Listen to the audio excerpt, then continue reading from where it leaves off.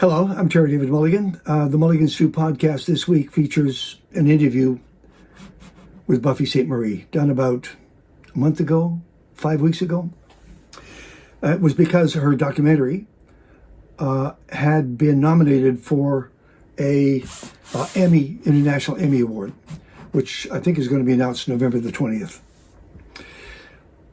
I don't know if Buffy's going to win that award because the CBC came down on her with both feet and accused her of not being an Indian or Indian enough, or not knowing where she was born, how she was born, who raised her. It's a damning indictment.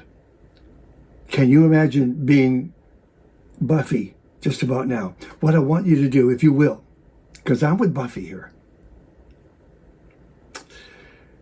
have a listen to Buffy's words about her birth and her life. Tell me what you think. There's some weight, serious weight behind it. And I think you can make a decision on your own, but I'll leave it with you. This is the Mulligan Stew podcast of our interview with Buffy Sainte-Marie. Hello, Buffy. Hello, Terry. How long have we known each other? I wish I could think of where that first meeting was. No, me But too. it's a long time ago. Somehow I see Ian and Sylvia in there somewhere, and Daniel Lanois and others. It was anyway. It was probably a stage somewhere. And many times in many places. It's nice to see you again. Thank you. My wife, Meg, my beloved Meg, once a month says to me, "Why are you working so hard? Why are you pushing as hard as you are?" And I tell her, and I tell myself, it's because to not do that, you start to, I've seen friends of mine who just sort of fade and die. Oh, There's not a reason to stick around, kind of thing. I don't know. It's hard for me to explain, but you, uh-oh. you were a power, and I wondered. I'm thinking of me like you. Can you then step back, as you have done? You have stepped away from performing, and the road. Do you have to keep yourself busy? Can you just enjoy the day as it goes by? How are you? Some days I can, yeah. Some days but I have a hard time finding time. I'm just so busy, even though I'm not on the road.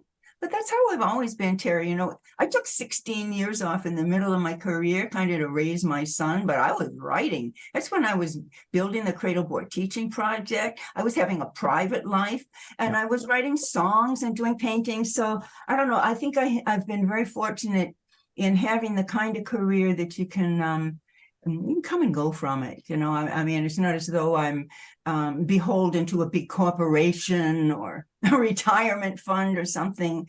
The job that I have is sometimes very hard and stressful with regard to travel and virtually not even having a home, living in a suitcase that's lost in the airline's kerfuffle. So I was having a real hard time with travel.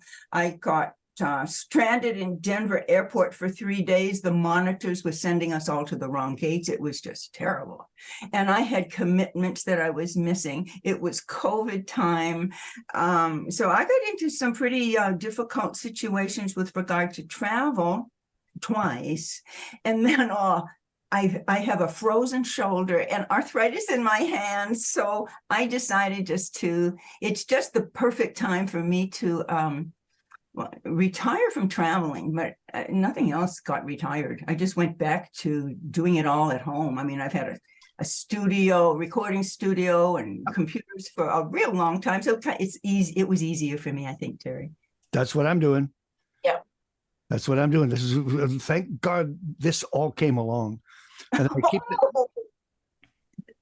And I envy so much younger artists and younger people in this business who grew up with computers. We didn't.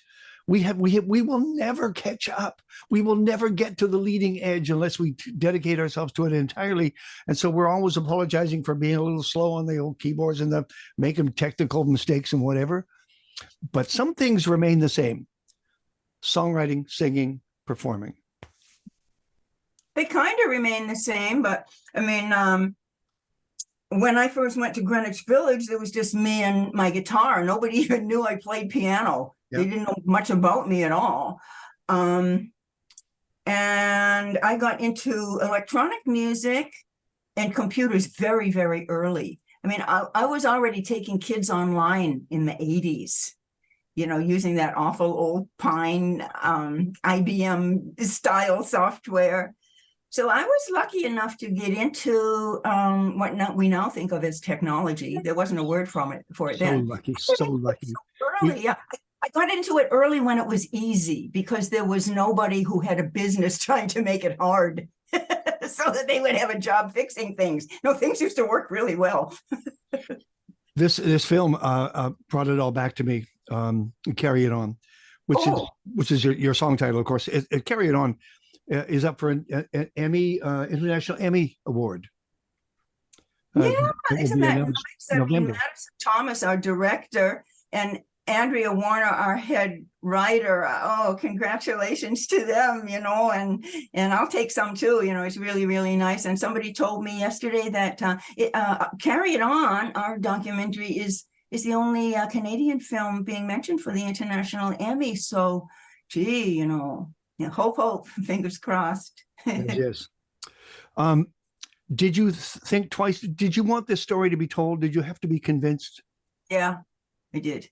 Yeah. I did. I didn't want to do it at first. Andrew Munger from White Pine Pictures approached me, and I didn't even want to take a meeting, but I said, okay, I'll meet Andrew, who was very nice. And we met in a hotel lobby and had a cup of tea and talked it over. And I thought, oh God, I don't want to do another documentary. Joan Proust did a perfectly adequate documentary that everybody loved. Adequate, that's a terrible, no, she did a wonderful documentary. It's called Buffy Sainte-Marie, Multimedia Life, but it was done in 2012. Yeah. Like that was before Power in the Blood, or, there's a lot of attention now being given to Indigenous issues, and there wasn't earlier. So, things have changed a lot. And I didn't want to do it because there had been 2 books written about me. Yeah. And a documentary. So, I don't like, in general, I think of documentaries as being black and white, boring talking heads, which of course is totally out the window. That's not true. But when White Pine brought on Eagle Vision, who are Lisa Meach's and Kyle Irving's company in Winnipeg, who do a lot of Indigenous films and really know what they're doing.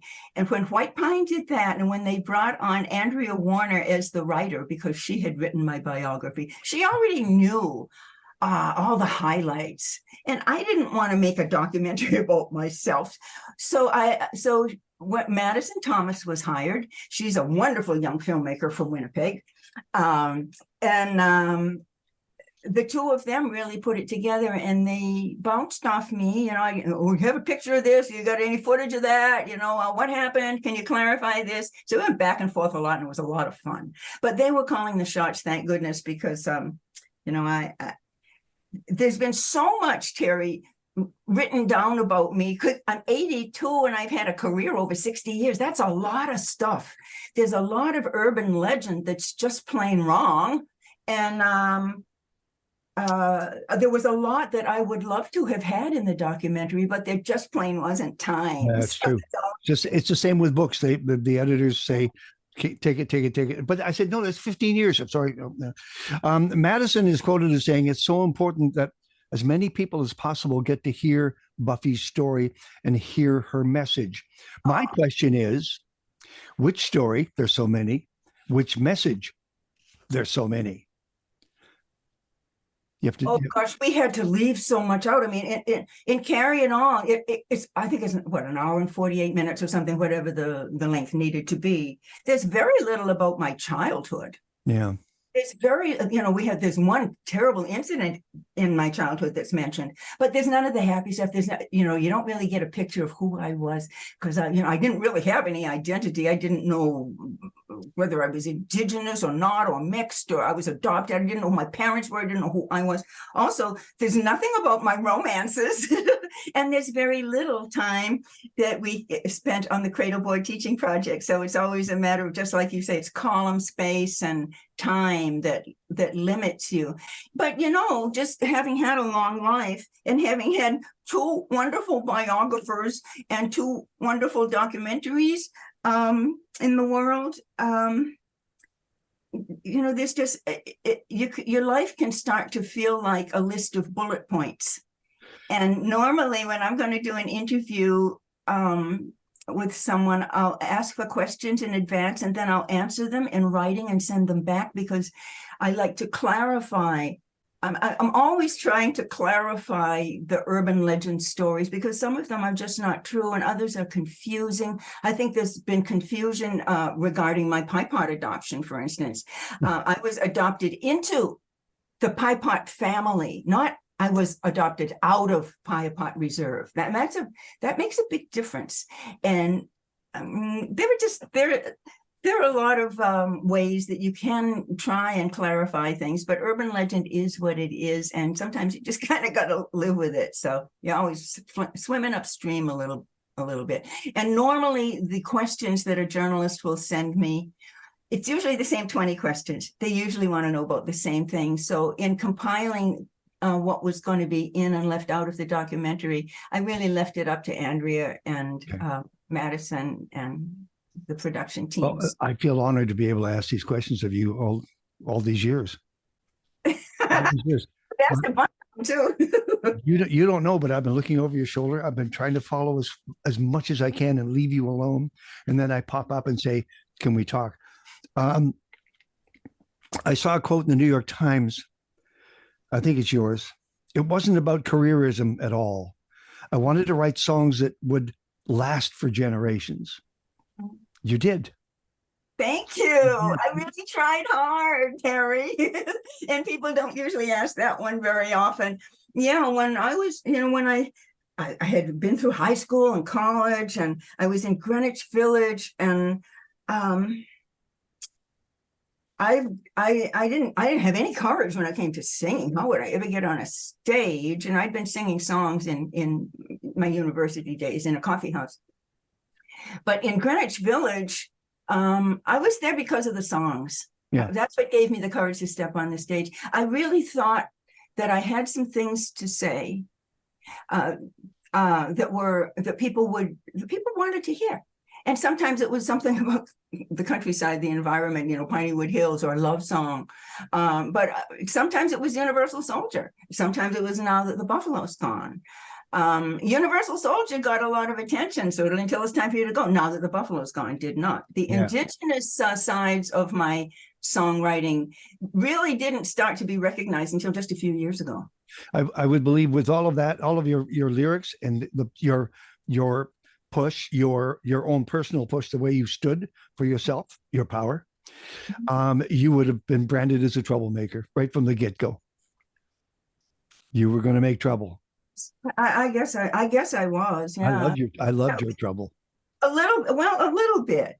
I mean, Universal Soldier.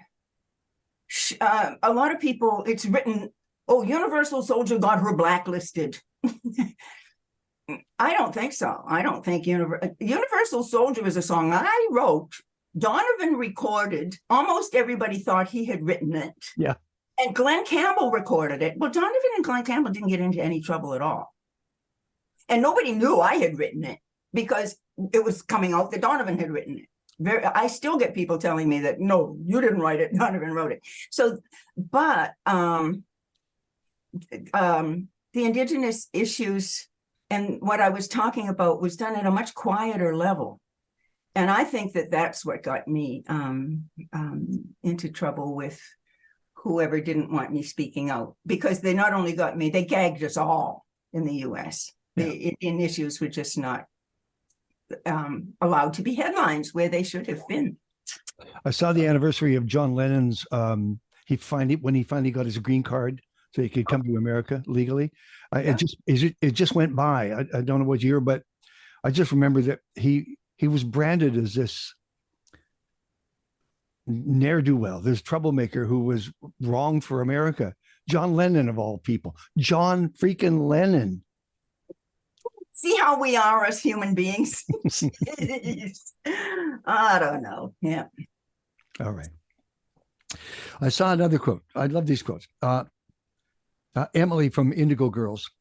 I think that people in this country are seeking meaning in their music and have been doing that for a long, long time. They're seeking that right now. It's just a way of dealing with the problems around them, their lives. Meaning in music. How about meaning in music? Do you feel as though we're in a golden age? Are people reading lyrics? Are they, because you can't pick up an album anymore and read the lyrics. It just doesn't work like that. But do you get a sense that today, with today's music, for example, is meaning still important? Know how much difference there is with that, Terry. I mean, for instance, I'm the passenger drive. We're riding along. We'll hear a song. I'll Shazam it. I'll always look up the lyrics. That's great. I love it. On the other hand, I loved having a nice piece of artwork of the artist and some things that were written.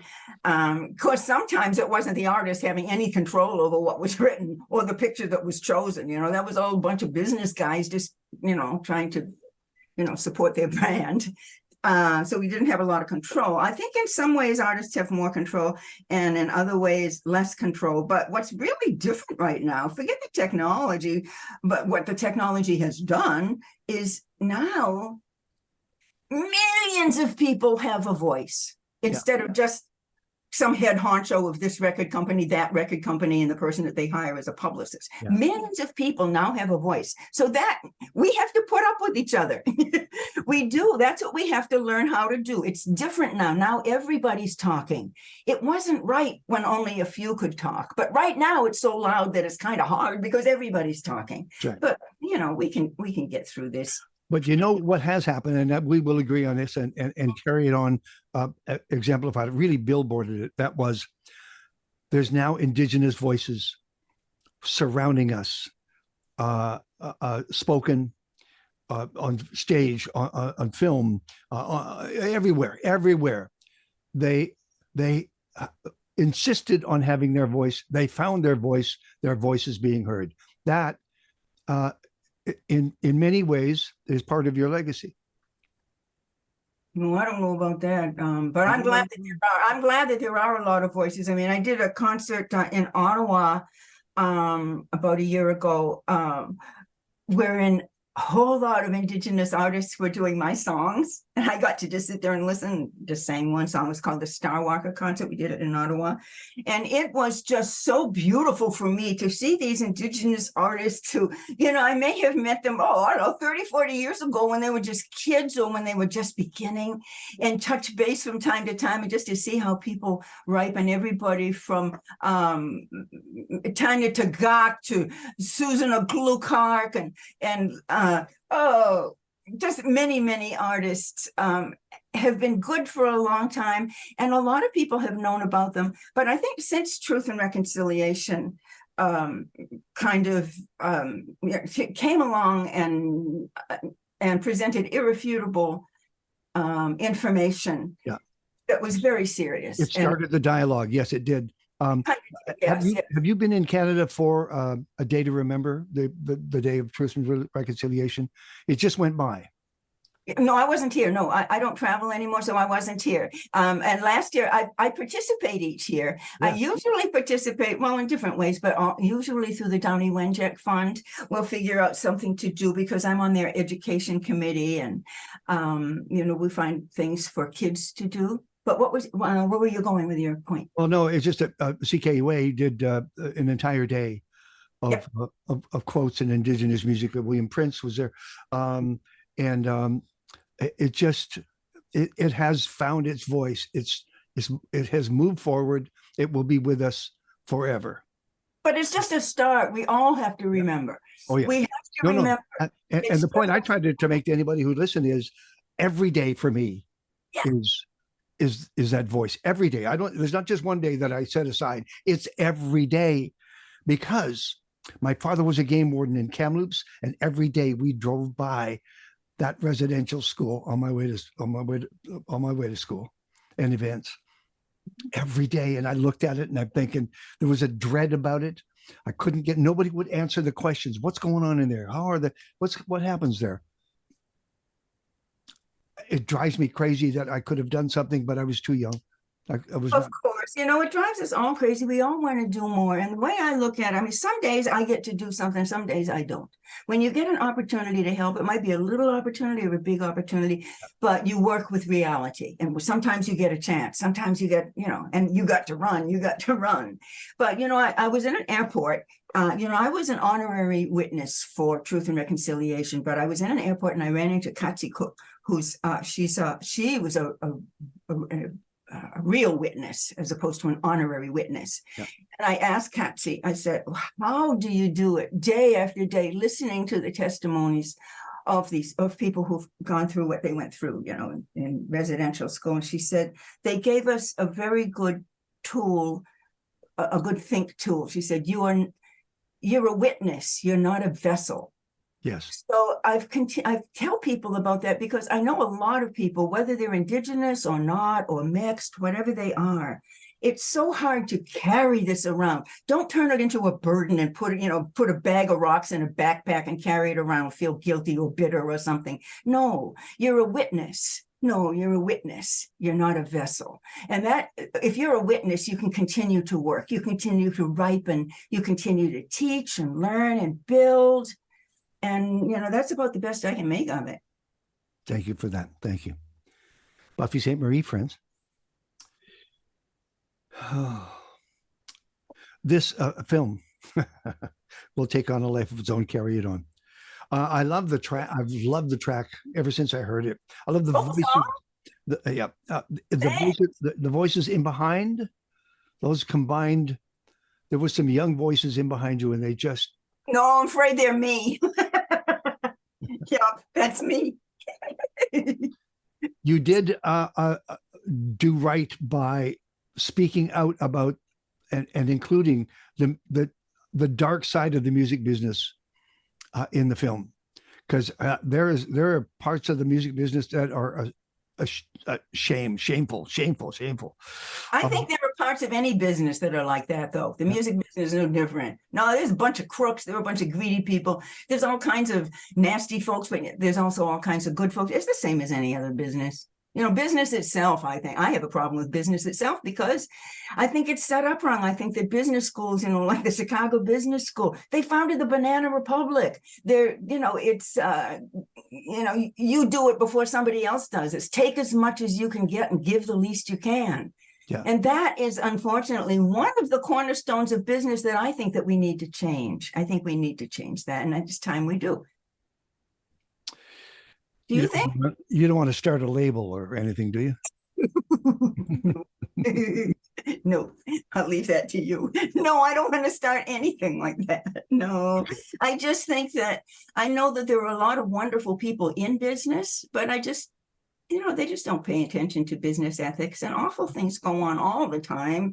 Business, politics, education, wherever you have that mindset of take as much as you can get and give the least you can, and that's how you win. No, it's not. That is hierarchical colonial thinking, and life in a circle can be done differently, and we're learning how to do that again and sharing it with others. The world is still ripening. Every one of us is still ripening. None of us is done. Everything, you look outside, every blade of grass, every flower, every animal, everything is ripening, whether we like it or not. We are ripening together.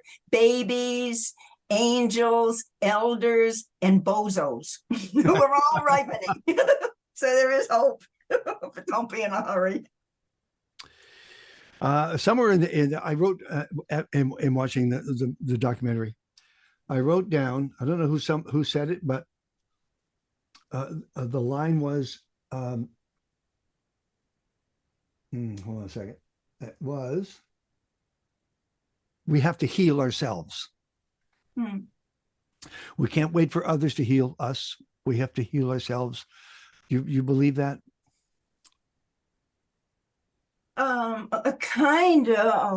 That's a little bit simple. I don't remember saying that myself, but I think we have to allow ourselves to heal sometimes. I don't know whether we heal ourselves or the creator heals us or we heal each other. I don't know, Terry. I wrote think down we- Annie Mae's name right underneath it, so it might have been in that segment. And I'm sorry, I don't really remember. Okay.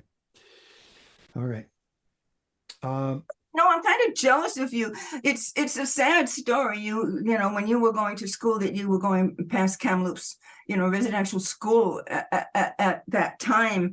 But, it does, in a way, I mean, you think of me as, real Indigenous. And people would say, oh, you're real non-Indigenous. But in a way, you probably grew up closer to community than I did. Because where I was raised in New England. I wasn't raised in Saskatchewan. I was raised in New England. And my life growing up was more like The Sopranos than Dances with Wolves. I was living in a town where, what you really wanted to do was fit in and look like the other kids. And there weren't any Indigenous kids around. So, you try to look like the latest movie star, and in high school, blonde your hair and try to look like whoever, I think it was Sandra Dee. But but here we are all these years later, and we're both on we're on a similar trail of information, healing, communication, and yet you're probably closer to it than I am. And yet I'm writing about it in a way that captures it from a different perspective than you yourself. So that gives me great strength, really, in just things that don't have any ethnicity at all, like friendship, like communication, like trying, like the will to make things better. Yeah, that kind of stuff is really the center of it for me. I was lucky enough to go to school with Indigenous kids in North Vancouver. Mm-hmm. What I remember was going home with them after school, mm-hmm. and the elders, the ladies actually, always around the kitchen table, and they were doing beadwork, mm-hmm. and they were working with deer skins, elk skins, shaping them, creating things, and they would give me little bits and pieces of cuttings that they were going to throw away anyway, and I would take them, put them in my pocket. My clothes from grades 5 through 8 all smelled of smoke. Smoke. Best. I put them in my bottom drawer. I realized I was stepping into somebody else's life, and it was totally different from mine. Oh. And I love the community that I found in that kitchen.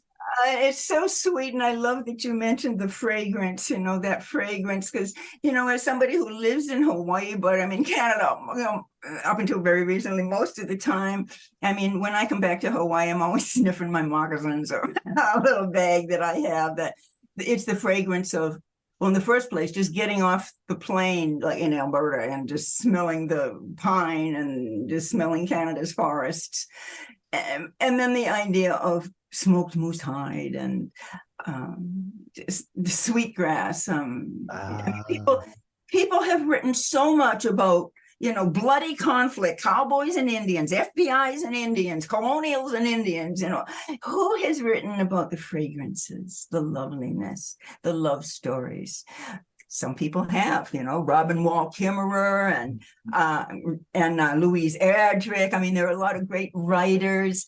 And to me, when I was just out of college and wanting to share Indigenous things with people, or when I was, first involved in like movie making, for instance, Ted Turner was doing 13 Indigenous-based movies. They were all about male warfare. So what I'm saying is that it's only now that we're going to be able to flower to the point where you're able to see our positivity, our beauty, our contributions, our creativity, from our own lens. And it's not easy, but many of our artists are starting to blossom in, of course, all kinds of ways, but some of these ways are so positive and so lovely that I think people are going to be surprised, because I think we've always been portrayed either as some kind of loser, either genocide or some kind of savage or naive or We've been so misportrayed, and our reality is really beginning to flourish in so many different ways now that you can't even describe it. Everybody's ripening. It's funny. It's harvest time here in the Cowichan Valley. They're ripening as well. They're making my heart. I'm going to have a conversation, an interview with Jeremy Ducher. Oh. And I think it's Jeremy who says Buffy's like that first ripple in the water, and we are the echo. Oh my God. Isn't that cool? Yeah. He's beautiful, isn't he? I can't wait to talk to him. And I wrote down Native American education. What are you working on still in terms of education for your people?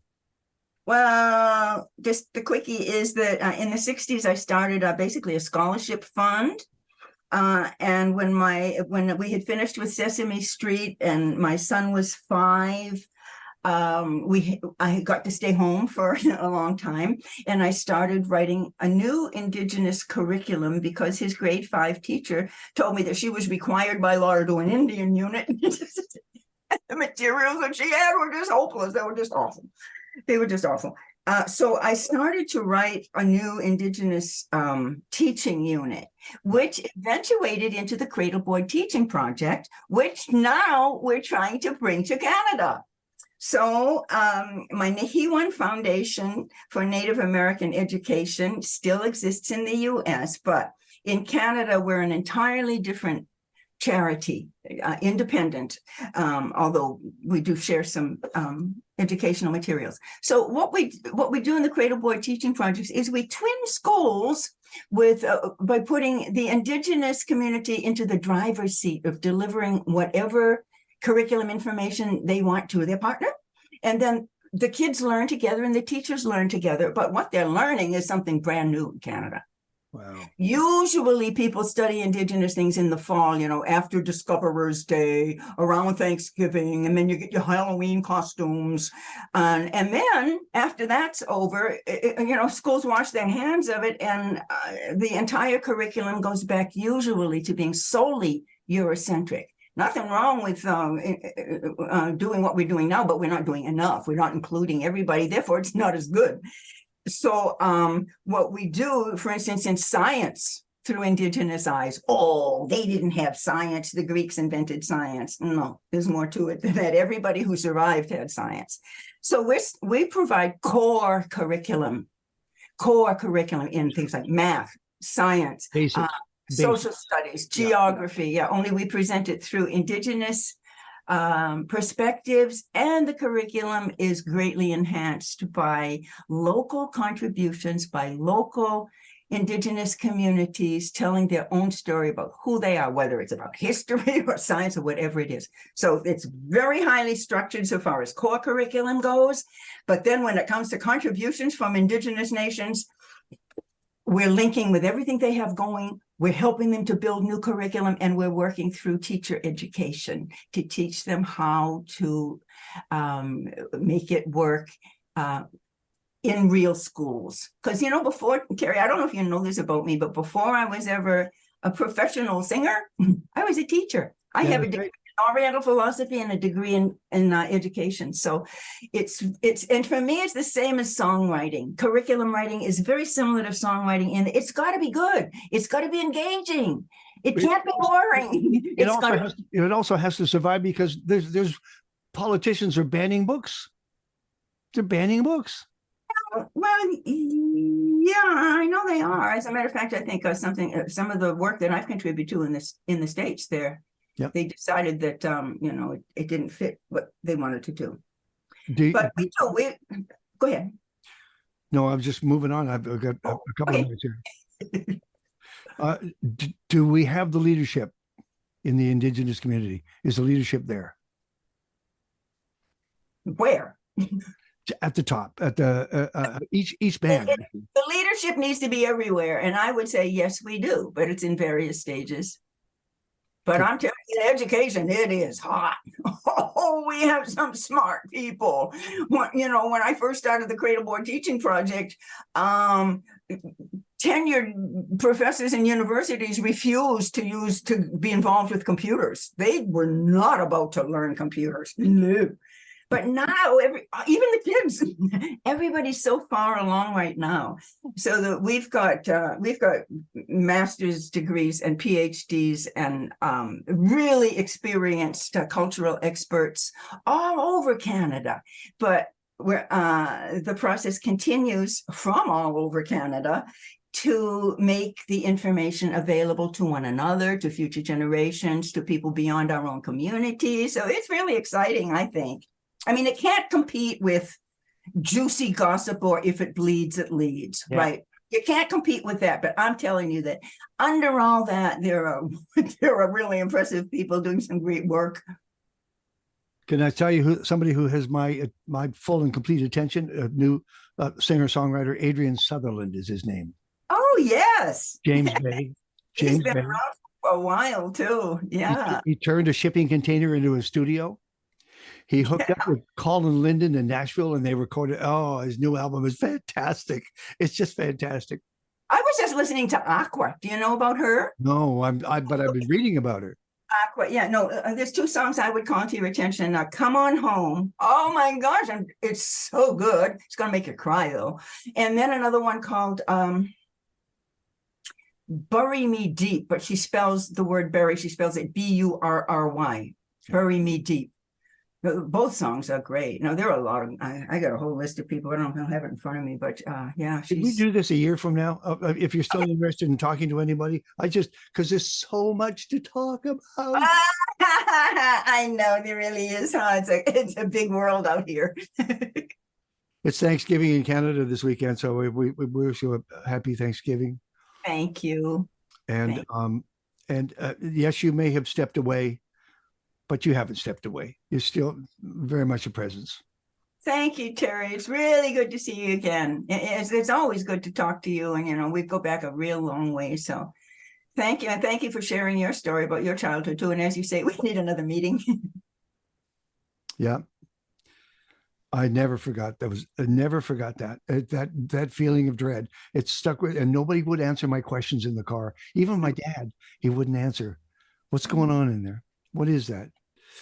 Yeah. Probably didn't know. Oh. Or maybe they did. You just don't know, I don't know. But I did get to meet them. I did get to play soccer against them and baseball. And I was always watching. I was watching for signs that they weren't happy, but they were outside and playing. If they were ever going to be happy, that would be the moment that they would be happy. That's all. I just didn't know about the rest of it. No. And I can never make up for it, but I can still have these conversations. Oh, thank you for that. Take care. Okay, Terry. Happy Thanksgiving, everybody.